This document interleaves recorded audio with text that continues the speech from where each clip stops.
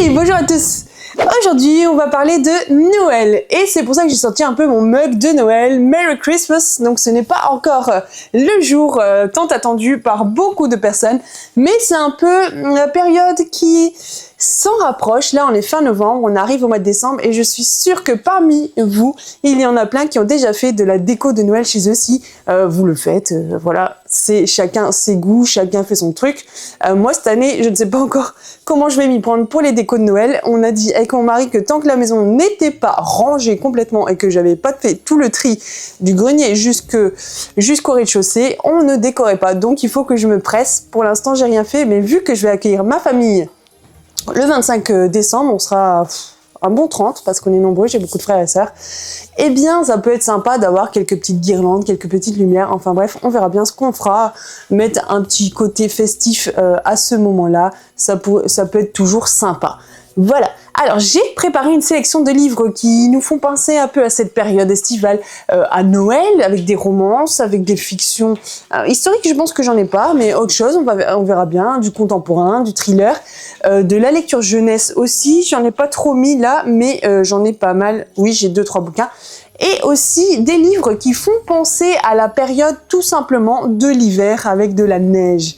Et on n'y parle pas forcément de Noël, mais ça se passe en hiver et je pense que c'est bien à lire à cette période-là. Des livres aussi qui ont les couleurs de Noël. Souvent, on parle de tout ce qui est doré, tout ce qui est vert, tout ce qui est rouge. Et bien, je vais vous proposer un peu une sélection de bouquins. Donc, je vous montre pas tout là dans les mains parce que sinon ça va tomber. Mais regardez, ouh bah voilà, ça tombe.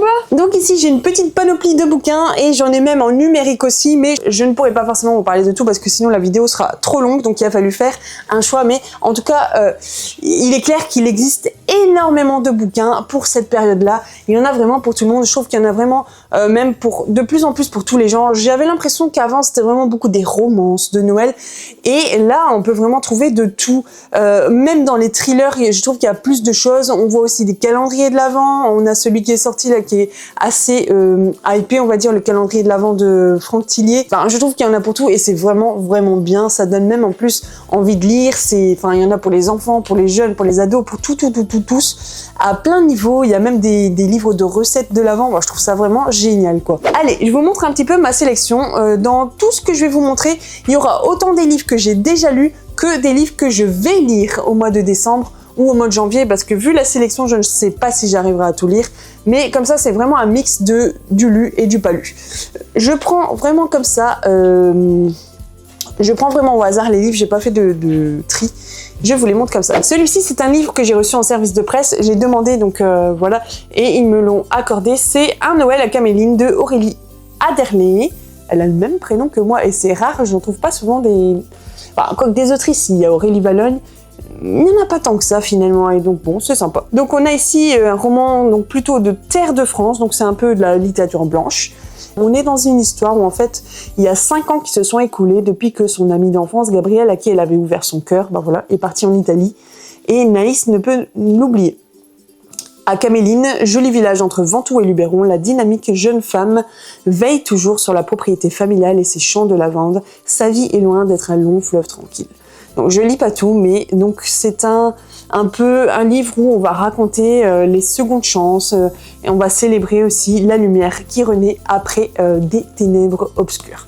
Donc ça peut être vraiment sympa comme livre, je pense que ça doit être un peu doux, cosy, douillet pour cette période-là. Et puis je vous remontre à nouveau la couverture, je la trouve vraiment douillue.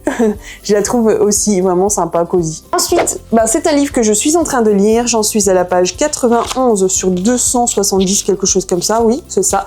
Donc c'est celui-ci, c'est L'heure secret de Angelina Delcroix, chez Hugo Poche, donc dans le genre suspense, donc plutôt un thriller. C'est la première fois que je lis un livre de cette autrice-là.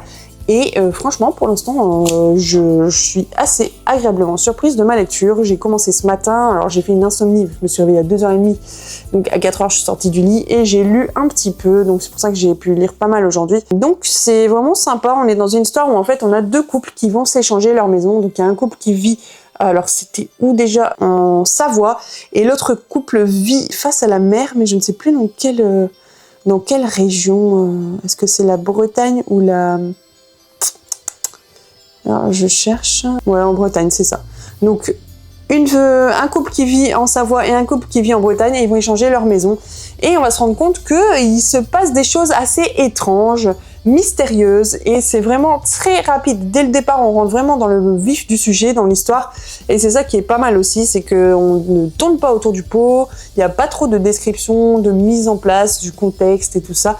On va tout de suite dans l'histoire, donc c'est pas mal, et c'est peut-être aussi pour ça que le livre n'est pas si long que ça. Donc pour l'instant, franchement, je me plais bien dans cette lecture, et je pense que ça va être vraiment sympa. Un livre que j'ai lu en service de presse, c'est Le chaos des flocons de Jennifer Miramont, qui a même eu la médaille de bronze du prix du nouveau romancier 2024, et donc c'est aux éditions 2024. Je vous en avais un peu parlé dans un précédent vlog, et donc là ici on est dans une histoire qui est pas vraiment joyeuse. On est dans dans une situation où on a une femme qui perd son fils, et donc elle va être dans le deuil, et ça va être très très très compliqué pour elle. Elle va rencontrer une jeune ado qui va essayer de l'aider dans cette étape-là de sa vie, sans forcément faire exprès. En fait, elles se sont rencontrées comme ça. Et je n'en sais pas plus. C'est un livre qui n'est vraiment pas long du tout. Il fait 150 pages. Donc, le chaos des flocons, il y a la couleur verte. Ben, je trouve que ça peut être vraiment un livre à lire pendant l'hiver. Donc, il va se lire assez vite, celui-ci. Un livre que je vous avais montré aussi dans un vlog, c'est Mortel Noël de Dennis Michaelis, et donc aux éditions Notalbia. Et c'est vraiment un livre plus pour les ados, mais j'ai envie de le lire parce que c'est une sorte de thriller. C'est encore un truc où on a une famille qui va aller dans la forêt, dans la montagne, dans un chalet. Et en fait, il va se passer des choses, encore une fois, bizarres, mystérieuses disparitions, une grand-mère inquisitrice, plein de choses louches. Mais on y parle quand même un peu d'un conte de Noël cosy, mais en même temps macabre et déjanté. Donc cosy, macabre et déjanté, je pense que ça peut être vraiment une lecture sympa. Voilà, donc un livre à lire aussi, et puis avec les belles couleurs de Noël, un petit renne et ses petites boules rouges. Donc ça rentre très bien dans le thème. Un autre livre que j'ai pu recevoir de la part des éditions Fleuve Éditions, et que je remercie encore, c'est un livre qui a été écrit par Annie O'Neill, qui s'intitule Miracle à Christmas Street. Donc c'est une histoire où en fait on a une femme qui avait un job de rêve, un bel appartement et un avenir tout tracé. Et aujourd'hui, elle va atterrir au 14 Christmas Street, décidée à passer le mois de décembre sous sa couette.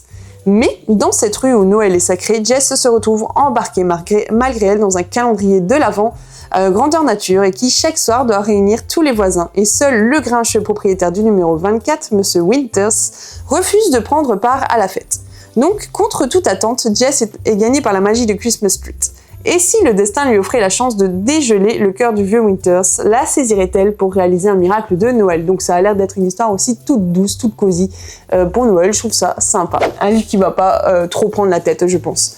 Un livre que j'ai dans ma pile à lire depuis un certain moment et que je n'ai toujours pas lu, ça fait au moins 1 an, 2 ans, et qui est dans la collection Hugo Poche. Donc c'est de la New Romance c'est le premier que je vous présente ici un peu en New Romance. C'est celui-ci, Meilleurs vœux et Va au diable. Alors un titre assez accrocheur qui nous dit, je pense qu'il nous montre un peu comment ça va se passer. Ça va être aussi une sorte de livre histoire déjantée comme l'autre là-bas, Mortel Noël, mais ça a l'air d'être pas mal. Il faudrait que je le lise cette fois-ci. Il fait à peu près 250 pages, donc on y parle de Colline qui filait le parfait amour avec on ne sait pas qui, 3 petits points, et chez Marcel, la petite boutique de décoration florissante qu'elle a créée il y a 4 ans et qui depuis occupe tout son temps. Donc chez elle, chaque objet est choisi avec soin et agencé avec amour, autant dire que les hommes sont loin d'être sa priorité. Pourtant, elle est presque séduite lorsqu'un client particulièrement à son goût lui fait les yeux doux. Et très déçue en découvrant que ce vil charmeur n'est autre que le propriétaire du nouveau magasin de déco qui vient d'ouvrir en face du sien. Et dire qu'elle se voyait déjà à son bras alors qu'il étudiait simplement la concurrence. Elle aurait à la limite pu lui pardonner de lui avoir donné de faux espoirs, mais elle ne risque pas d'oublier la menace qu'il fait peser sur sa petite entreprise adorée. Colline ne compte pas se laisser faire alors que le meilleur gagne. Ça a l'air sympa, ça a l'air rigolo, et c'est sympa aussi de lire des histoires un peu drôles comme ça. Un livre que j'ai reçu, je l'avais gagné lors d'un concours l'année dernière et je l'ai pas lu encore, c'est Je me dis oui pour Noël aux éditions Erol, et donc c'est de Marie-Lise Trécourt, et je pense que je n'ai pas encore lu de livre de la part de cette autrice-là, donc ça serait bien que je le lise cette fois-ci. Il est joli, hein? Il est joli. De quoi on y parle ici? Ah, mais c'est super en plus. La personnage principale, elle s'appelle Aurélie. Elle a toujours adoré les festivités de Noël. Mais cette année, le sapin et les décos la dépriment carrément. Cela fera 1 an, le 26 décembre, que son mari l'a quittée pour une autre.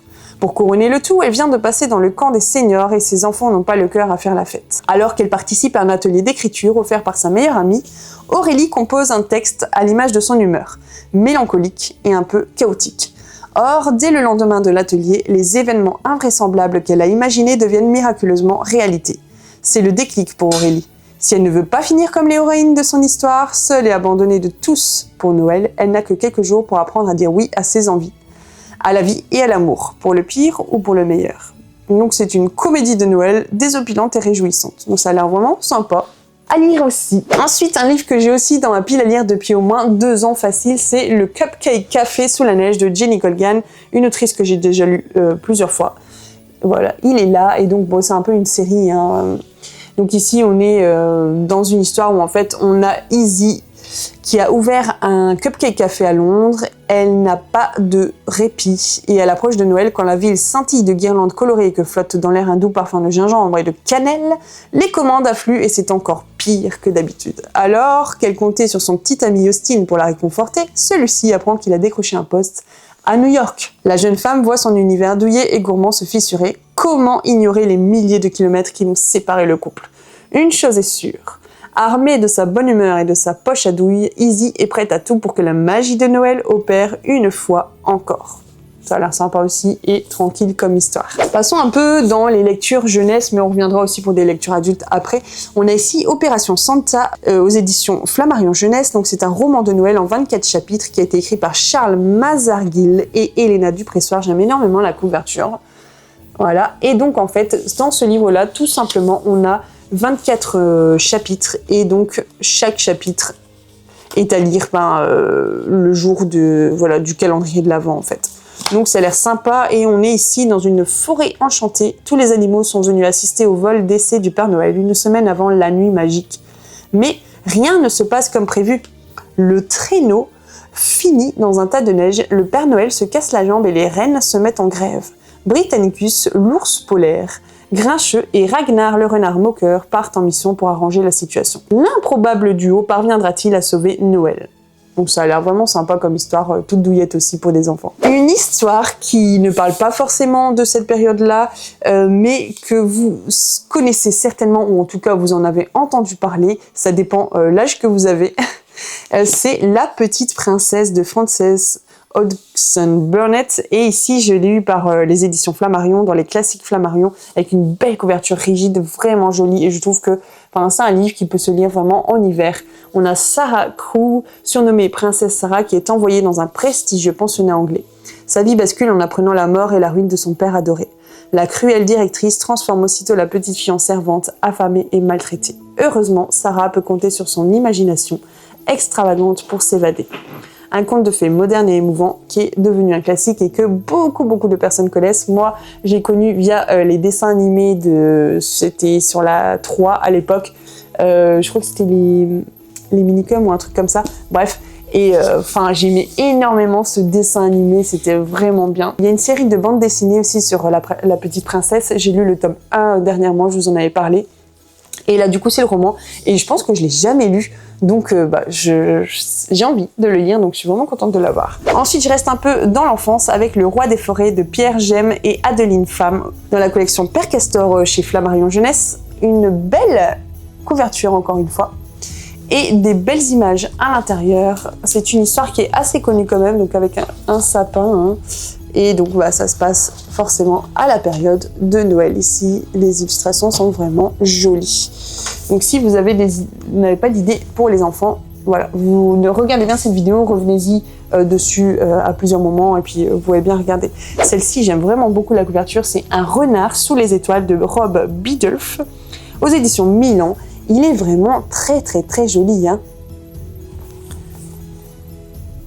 Et ici, donc l'histoire, c'est « Et si par une nuit d'hiver étoilée, un renard venait chercher l'aide d'un petit garçon? Et si ce petit garçon suivait le bel animal par-delà la ville et les champs enneigés ?»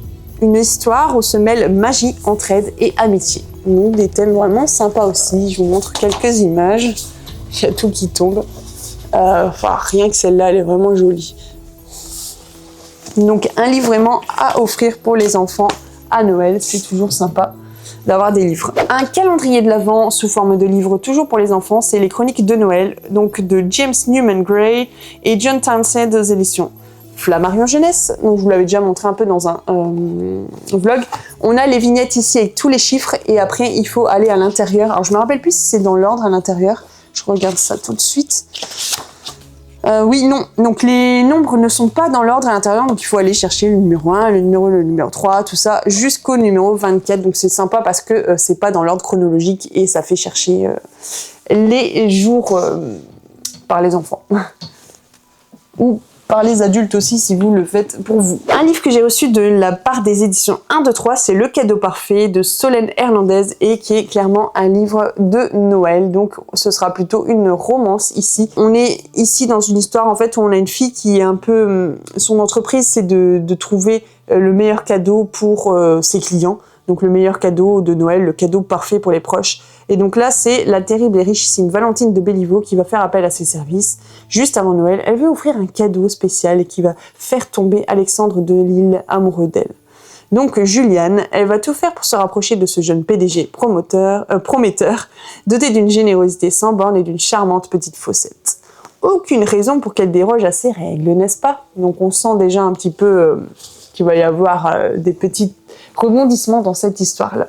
Ensuite, je vous montre 3 bouquins qui ne sont pas à moi, que j'ai empruntés à la médiathèque. Alors, il faut savoir qu'à la médiathèque, ça fait au moins 2 ou 3 semaines que tous les gens ont emprunté tous les livres de Noël. J'en avais vu plein il y a quelques semaines. Je m'étais dit, ah, c'est bien, je vais pouvoir faire une vidéo avec tout ce que je trouve à la bibliothèque. C'était quasiment presque tous les bouquins, je les avais pas lus. Donc, ils datent de l'année dernière ou d'années précédentes. Mais ils ne sont plus là, tout le monde les a empruntés. J'en ai trouvé quand même 2. Plus un livre qui me fait penser à l'hiver, mais qui parle pas spécifiquement de Noël. Alors, je vous montre déjà celui-ci. C'est Les Merveilles de Noël, aux éditions Calment-Lévy, et c'est de Marie-Bernadette Dupuis. Et je ne suis pas sûre d'avoir déjà lu cette autrice-là. Je sais qu'elle a écrit énormément de bouquins. J'en ai peut-être 1 ou 2 dans un pile-à-lire, mais je pense que j'ai jamais lu encore. Et il me fait quand même assez envie. Je vais vous lire la 4e de couverture. Un conte de Noël moderne où amour et suspense seront au rendez-vous. J'aime bien quand il y a amour et suspense.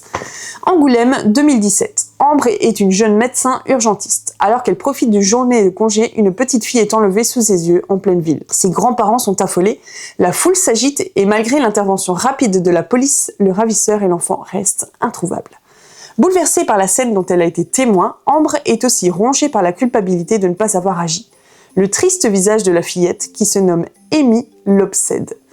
Bientôt, hantée par son propre passé douloureux, ses remords infondés vont la précipiter dans un chaos de sentiments et l'entraîner dans une folle ronde de questions et de soupçons. Ambre cherche qui sont les vrais coupables jusqu'à un matin de Noël où la vérité sera révélée, faisant triompher la douceur et l'amour. Donc moi j'aime bien parce que il y a une disparition, c'est pas un truc trop cosy en fait, et il y aura vraiment de l'action aussi, des rebondissements, du rythme, tout ça. Donc ça a l'air vraiment sympa comme histoire. La couverture est pas mal aussi, je trouve. Après, j'ai trouvé celui-ci, donc c'est plutôt pour un roman young adult. Ici, c'est Christmas Academia de Max L. Teliak et ça a été publié chez Black Ink Édition. J'en ai très peu lu, je pense, des livres de cette maison d'édition-là. Et ici, on est dans une romance de Noël. Brooklyn a 2 cases à cocher sur sa liste. Vivre de la danse et connaître ses origines. Elle qui a grandi dans un orphelinat. Alors, quand elle apprend à sa majorité qu'elle a été abandonnée sur le parvis de la Christmas Academia, la célèbre école formant les plus grands artistes de l'industrie de Noël, elle y voit un signe du destin. C'est décidé, elle intégrera cette académie, même si, pour ça, elle doit mentir sur un des critères d'entrée. Chérir l'ambiance de Noël. Seule ombre au tableau, Niklaus McArthur, le directeur artistique, aussi charismatique que désagréable. Quand Brooklyn découvre qu'elle doit collaborer avec lui, son rêve se transforme dès lors en cauchemar. Le moins que l'on puisse dire, c'est qu'ils ne sont pas vraiment compatibles et que leurs échanges sont plus qu'éclectiques. Pas qu'éclectiques, mais qu'électriques. Pourtant, le pacte qu'ils s'arrêtent tous deux à signer pourrait peut-être apaiser les tensions et, qui sait, faire de certains rêves une éternité. Oh là là, mais qu'est-ce que je raconte? Et qui sait, faire de certains rêves une réalité. Et si en plus un soupçon d'amour se mettait à voler au-dessus des démons de l'un et des mensonges de l'autre, alors peut-être assisterions-nous à la véritable magie de Noël. Ladies and gentlemen, poussez les portes de la Christmas Academia et que le spectacle commence. Alors je connaissais pas du tout ce roman, j'en avais jamais entendu parler, et je me demande est-ce qu'il est récent ou pas. Ouais, quand même, c'est le dépôt légal octobre 2024, donc il a 1 an ce bouquin-là, et franchement j'en ai jamais entendu parler. Peut-être que vous en avez entendu parler, n'hésitez pas à le dire. Dernier bouquin, en tout cas version papier que je vous montre aujourd'hui, c'est Quand j'ai froid de Valentine Choquet. Et c'est aux éditions de La Gouttière. Je ne connaissais pas cette maison d'édition. C'est une BD, un roman graphique, voilà, qui me faisait envie par son illustration, tout simplement, de la couverture. J'ai regardé un peu à l'intérieur et en fait, ce qui est vraiment surprenant, c'est que c'est une BD sans texte. Il y a pas du tout de texte, c'est vraiment que de l'image. Donc du coup, c'est un peu à nous, en fait, d'interpréter l'histoire. Et j'avais envie de tester une BD sans texte. Donc voilà, elle est assez épaisse quand même, il y a beaucoup d'images pour le coup, mais il y a vraiment aucun texte. Donc je vous dirai un peu ce que j'en ai pensé, parce que je trouve ça assez déstabilisant finalement que ce soit nous qui interprétions un peu l'histoire en fait. Et ça se trouve, moi je vais dire des choses que vous, si vous lisez, vous allez dire complètement autre chose, quoi. Donc, c'est ça qui est pas mal aussi. Mais avoir, moi, avec ce genre de bouquin, ce qui peut être vraiment très intéressant, pour le coup, c'est d'avoir la version de l'auteur, de l'autrice ici, de savoir, elle, ce qu'elle avait derrière chaque image, quel texte elle imaginait, en fait. Je trouve ça vraiment sympa comme bouquin. J'ai hâte j'ai hâte de le feuilleter, de le lire juste avec les yeux et sans texte, quoi. Ça a l'air vraiment sympa. Après, au niveau des livres numériques, audio, alors audio en ce moment j'en écoute pas trop, mais en livre numérique j'ai plusieurs livres que je suis en train de lire que j'ai pas terminé, qui sont sur Noël. On a Le jour où j'ai kidnappé un mafieux, quelque chose comme ça, je vous mets l'image ici. Je suis quasiment à la fin, il me reste à peu près 50 pages, donc on est plutôt dans une romance. Et ici, en fait, on est dans une histoire où on a Valentino et comment elle s'appelle déjà oh là là, c'est fou, hein, j'ai lu ce matin un peu en plus. Et donc une jeune fille qui ne se connaissent pas du tout. Et en fait, elle veut faire plaisir à sa mère. Et sa mère, tout ce qu'elle veut, c'est que tous ses enfants soient réunis le jour de Noël à la maison avec eux. Donc elle et son mari. Donc sa fille, notre personnage principal, Michaela, voilà, c'est ça son prénom si je me souviens bien, va tout faire pour que son frère vienne. Et jusqu'à manigancer une sorte de kidnapping. Donc elle sait où il est et elle dit à ses copines, allez, on le kidnappe, on le met dans la voiture et on va chez mes parents. Ce qu'elles font. Mais arrivée chez les parents, elles se rendent compte, parce qu'il faisait noir, tout ça, dans la voiture, et il avait, je pense, un truc sur la tête, que ce n'est pas le frère qui a été kidnappé, mais un autre homme, quelqu'un qu'elle ne connaît pas du tout. Et du coup, il va accepter de jouer le jeu, de jouer son petit ami. Voilà, toute l'histoire va changer un peu, donc on va avoir un fake dating, et vous imaginez bien que on va pas rester là-dessus, il va y avoir de l'évolution, tout ça. Et en fait, il s'avère que cet homme n'est pas celui qu'il prétend être. Il est bien plus dangereux. Mais je n'en dis pas plus. Donc c'est une romance assez sympa. J'ai mise beaucoup en écoute, moi, lorsque j'étais en voiture, lorsque je faisais des petits travaux, le ménage, tout ça, pour que ça passe plus vite. J'aime bien. C'est pas un coup de cœur, mais c'est sympa. C'est vraiment tranquille, on va dire une romance tranquille. Niveau spicy, ça va. Franchement, ça me dérange pas trop. Donc ça veut dire que c'est pas... Voilà, si vous aimez du spicy à fond, c'est pas du tout la romance à aller lire, parce que là, c'est tranquille, quoi. J'ai lu aussi, et je n'ai pas terminé, c'est Le pire des Noëls. Pareil, je vous mets l'image là. C'est plein de nouvelles écrites par des auteurs français de thrillers. Et donc, ce qui est sympa, c'est que je découvre beaucoup d'auteurs que je n'ai pas encore lus. Donc, là-dedans, il y a par exemple Nico Takian, Bernard Minier, comment il s'appelle, Franck Tillier, que je n'avais pas encore lu, donc c'est sympa, je suis contente, parce que juste avec une petite nouvelle, ça me permet de découvrir un peu l'univers de ces auteurs-là, donc c'est plutôt pas mal. Il y a un autre livre aussi que je suis en train de lire, je me rappelle plus du titre, donc je vous mets juste l'image là. J'ai lu quelques chapitres, j'ai eu un petit peu de mal à rentrer dedans, mais à voir si la suite va me convaincre un peu plus ou pas. Je vous en dirai plus, je vais pas vous en parler encore maintenant finalement.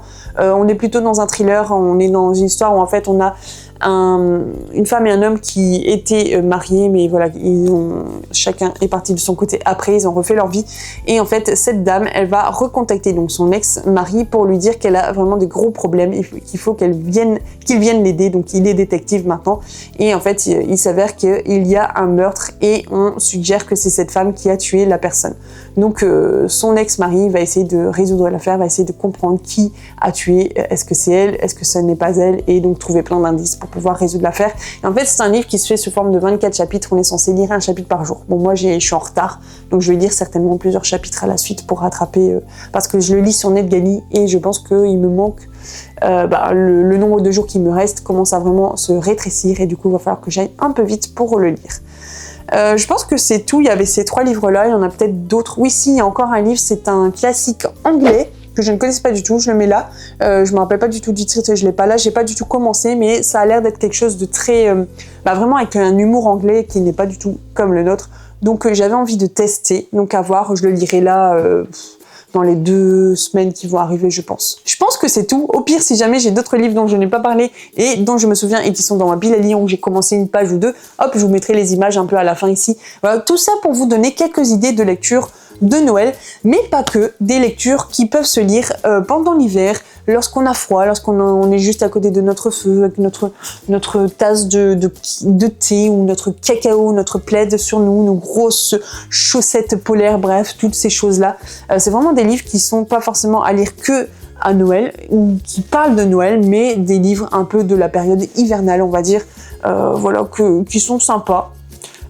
Qui par leur couleur peuvent faire penser que ça peut se lire à cette période-là, tout simplement. Donc si jamais vous n'avez pas d'idée pour des livres à lire en ce moment-là, ou si simplement vous avez envie d'offrir un livre à quelqu'un pour cette période-là et qui pourrait lui plaire, dans des genres un peu différents. Donc là, je vous ai montré un peu du contemporain, de la romance, du thriller, de la jeunesse, du calendrier de l'Avent un peu pour les enfants. Mais je vous ai pas montré de livres, de SF, j'en ai pas sur cette période-là, je ne pense pas. Alors, 2 livres, un que j'ai lu et un que je n'ai pas encore lu, qui sont complètement bien pour cette période-là. C'est celui-ci, je l'ai lu et j'ai vraiment aimé. Je l'ai lu l'année dernière chez Erol Poche. C'est Et le bonheur arriva du froid, donc écrit par Carole Cerruti. Et franchement, ça c'était un coup de cœur pour moi. Un livre super bien. On y parlait d'une fille. C'était Marie qui, le jour de ses 30 ans, va prendre la succession de son père au poste de PDG de leur entreprise familiale. Mais avant ça, comme elle est un peu flimmarde, elle n'est pas sérieuse dans son travail, tout ça, son père va lui donner une sorte de leçon, mais il va lui dire d'aller en Finlande, et parce qu'elle y a hérité un cottage, et donc elle doit essayer de reprendre un commerce et de faire en sorte qu'il fonctionne. Et si ça marche, eh bien, elle pourra prendre les rênes de l'entreprise de son père. Donc elle va aller dans un endroit où il y a vraiment rien du tout, où il y a des rennes, il y a des animaux comme ça, pas beaucoup de gens, tout ça, mais franchement, c'est super sympa, c'est une petite comédie, vraiment, ils disent tendre, hilarant, et franchement, c'est vraiment ce que j'ai ressenti quand j'ai lu ce livre-là. C'est vraiment une très très très belle lecture pour la période hivernale. J'aime énormément Carole Cerruti, c'est la première fois que je la lisais, et franchement, si elle écrit d'autres bouquins, j'ai pas fait de recherche, ça me plairait bien de lire d'autres livres parce que j'ai beaucoup aimé sa plume, j'ai bien aimé son humour, vraiment sympa, les personnages, on s'y attache vraiment fort fort fort. Je vous le conseille vivement si vous voulez offrir un livre tranquille, cosy, et vraiment pour cette période, c'est super bien adapté à quelqu'un pour un cadeau de Noël, ça peut être très très très très sympa. Donc je le recommande vraiment. Et celui-ci, c'est vraiment un beau livre avec un beau jaspage que j'avais acheté l'année dernière avec la campagne Ulule de cette maison d'édition. Donc ils font tout le temps ça en fait. Ils vendent leurs bouquins en faisant des campagnes Ulule, et au fur et à mesure que les gens commandent le bouquin, il y a des petites contreparties. En fait, on a des petits cadeaux avec. Donc on a eu un pins, on a un marque-page, une tasse, ce genre de choses. Et donc, ce livre-là me faisait vraiment envie parce que tout simplement, on y parle des pays du Nord, les fjords, que j'aime énormément. Et je n'ai pas eu l'occasion de le lire l'année dernière, donc je me dis que ce serait vraiment sympa de le mettre dans ma pile à lire du mois de décembre, en tout cas décembre, janvier ou février, parce que ça se passe vraiment à la période de l'hiver et ça a l'air d'être tout doux aussi. Je vous lis la 4e. Je vous lis la 4e. Donc, quand Léonore, mère Sange, est licenciée à quelques semaines des fêtes de fin d'année, elle choisit de noyer son sentiment d'échec dans un chocolat chaud à la cannelle, faute de mieux. Sa vie professionnelle est un fiasco et elle appréhende déjà le réveillon et les remarques de ses parents sur son statut de célibataire sans emploi. Aussi, lorsque sa meilleure amie lui propose de remplacer au pied levé un employé d'un village de Noël en Finlande, Léo n'hésite pas une seconde. Tout plaqué pour travailler dans un cadre féerique, quelle aubaine! Bagage sous le bras, elle embarque 2 jours plus tard pour Rovaniemi. Hélas, Léo est poursuivi par la malchance. Les mauvaises conditions climatiques, un détournement d'avion et un malentendu l'empêchent d'arriver à destination et l'oblige donc à séjourner en Norvège avec l'impassible mais séduisant Svein Thorsen, sa mère Freya et son Shiba Inu Oslo. Donc ça a l'air vraiment très sympa. Donc si vous connaissez pas, c'est la maison d'édition Twinkle Edition. Voilà, et franchement, ils font des belles, en tout cas des beaux objets livres. Donc je ne sais pas ce que l'histoire vaut, puisque je ne l'ai pas encore lu, mais j'aimerais vraiment le lire cette année. Voilà. Est-ce que vous avez prévu une pile à lire hivernale ou de Noël, que sais-je? N'hésitez pas à me le dire dans les commentaires, ce que vous avez prévu de lire. Peut-être que vous avez déjà lu des lectures de Noël, comme moi j'ai pu déjà le faire à présent, là jusqu'à maintenant. Et je vais continuer un peu jusque décembre, janvier, voilà, février. Bon, peut-être moins en mois de février, mais vraiment des lectures hivernales, on va dire. Est-ce que l'un des livres dont je vous ai parlé aujourd'hui vous fait envie, vous fait de l'œil, vous l'avez peut-être vu, c'est peut-être dans votre wishlist ou dans votre pile à lire. N'hésitez pas d'ailleurs, si c'est dans votre wishlist ou votre pile à lire, à me le dire. Et ça pourrait être sympa de se faire une petite lecture commune dans les prochaines semaines, donc au mois de décembre ou janvier. En tout cas, vous savez à peu près ce que je vais lire. Je ne sais pas si j'arriverai à tout lire, mais c'est vraiment mon envie de lire tous ces bouquins-là dans les prochains jours, après le Black November, donc vraiment dans une semaine ou deux, là. Enfin, vous aurez la vidéo cette semaine, donc oui, ce sera à peu près dans une semaine. Voilà. Donc n'hésitez pas aussi à vous abonner si ce n'est pas encore fait, à commenter, à mettre un like, à partager si c'est pas fait, et n'hésitez pas justement à partager à des personnes qui peut-être n'ont pas d'idée de cadeaux de Noël pour offrir à leur famille, à peut-être des lecteurs qu'ils connaissent. Voilà, donc ça peut être vraiment une vidéo à regarder qui peut aider des gens qui n'ont pas d'idée, tout simplement, pour offrir des cadeaux à leurs proches ou à leurs amis. Voilà, je vous laisse ici. Je vous souhaite de passer vraiment de belles journées. On se retrouve dans une prochaine vidéo le mercredi pour un vlog ou bien le samedi pour une vidéo un peu plus thématique. Et n'hésitez pas à me faire aussi des recommandations. J'aime toujours lire vos messages et lire ce que vous lisez. Ça me fait vraiment plaisir. Donc il y a peut-être plein de choses que je ne connais pas. Je sais qu'il y a un livre d'ailleurs que ça me fait penser à ça, Aurore de la chaîne Lis avec Aurore m'a conseillé pour Noël, et qui est plus un thriller parce qu'elle sait que j'aime bien et j'avais envie de trouver des thrillers de Noël. C'est d'ailleurs de la même autrice que Leur Secret, donc Angelina Delcroix, qui a écrit, d'ailleurs j'ai l'image à l'intérieur, Qui meurt à Noël. Donc je l'ai emprunté à la bibliothèque et donc il va rentrer dans ma pile à lire du mois de décembre aussi. Décembre, parce qu'on a 3 semaines pour lire les bouquins. Bon, je peux les prolonger, mais voilà, on va pas les prolonger trop longtemps si d'autres personnes veulent les lire. Voilà, donc je vous laisse ici. Je vous dis à très bientôt. C'était Aurélie Les Mots d'Or. À bientôt!